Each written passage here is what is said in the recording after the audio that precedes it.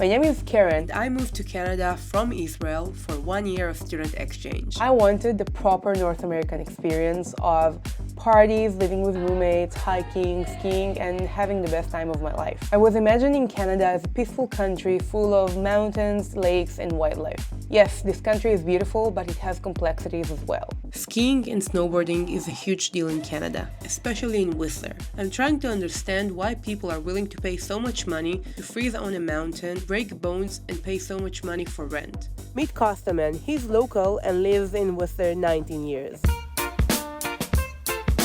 People ask why we come here, why we spend the money, why we put everything on the line, why we leave our lives. This is the why. Everything you see behind me is rideable. We're standing at the bottom of Whistler Mountain. This side is Whistler and on this side is Blackcomb. And the beauty about Whistler is that we have the choice of two mountains. Whistler is always voted the best ski resort in the world. Okay, my name is Kostas Limbertos. I'm 57 years old. I'm of Greek heritage and I'm Greek Canadian. I live in Whistler and I've been here for 19 years. I make my living as a musician and an artist. Como si fuera esta noche la última vez. And in the winter months, I also teach snowboarding. Oh, these are portraits of me, obviously, that were painted by fans. This is the first time they've actually been on the wall put up by me, because I've never felt comfortable. I started skiing, and then on one vacation I saw snowboarding, and that's all I had to do. I just had to see snowboarding, and my whole life changed. It's a call. You have to answer the call. If the call is in you, the leap of faith. Snowboard is the eternal surf.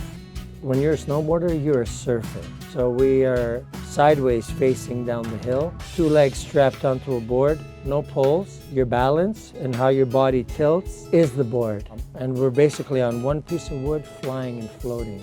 So it's so cold right now that my snowboard is stopping. It needs cold weather wax in cold weather.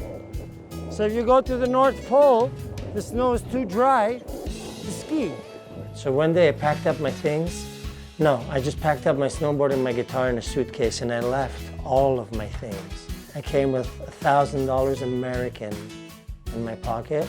That was it. And I had to find and register for a course to become a snowboard instructor.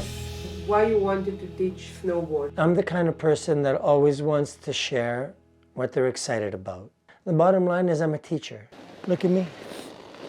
Go like this. Go like this. If I see someone that's suffering, it's my nature to help them. A lot of times, my friends go snowboarding and I'll go with them and I see someone suffering and I leave my friends and I go help a person. Do Michael Jackson. On your toe, Michael Jackson. Pee-pee like a boy. Pee-pee like a boy. Toes. Yeah.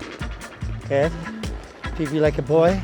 I don't tell them much, and all I do is I immediately take them into dancing. The reality of teaching is that snowboarding is just the medium that we're using to look at the self and what kind of person, or in this case, student, you are. Look at me, toe side. Do Michael Jackson. More. More Michael Jackson. Yeah. Look over there. Pee-pee like a girl. Get down.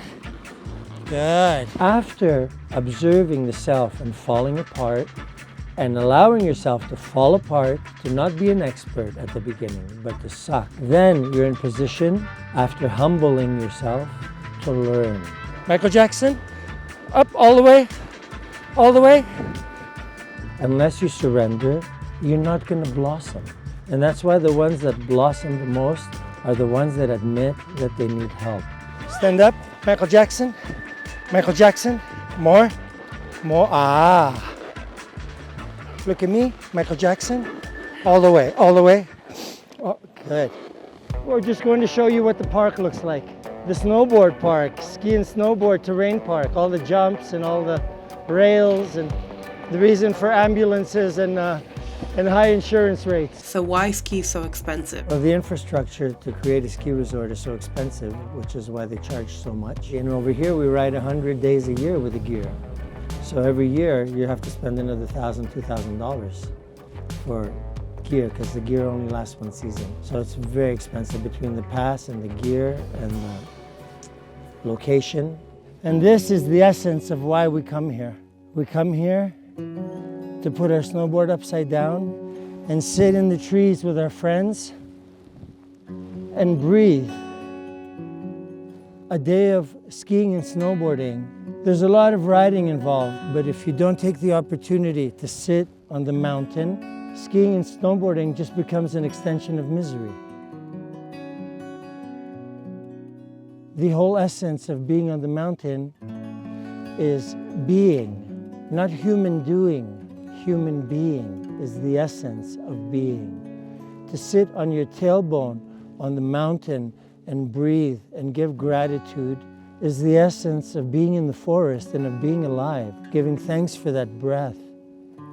Because as soon as we get up, we're chasing turns and we're in that moment. So we always have to take a moment with Mother Nature. I did a little research online and found that there's a housing crisis in Whistler. People come from all over the world and pay crazy amount of money just for rent. There's definitely not enough housing here for employees. It's been a short-sighted of government after government over 50 years, and they've never built housing for the workers. And we're in a serious crisis about housing right now. There's not enough. And meanwhile, all the houses are sitting empty. We've sold a lot of our real estate to foreign buyers. And so a lot of Whistler is foreign buyer owned.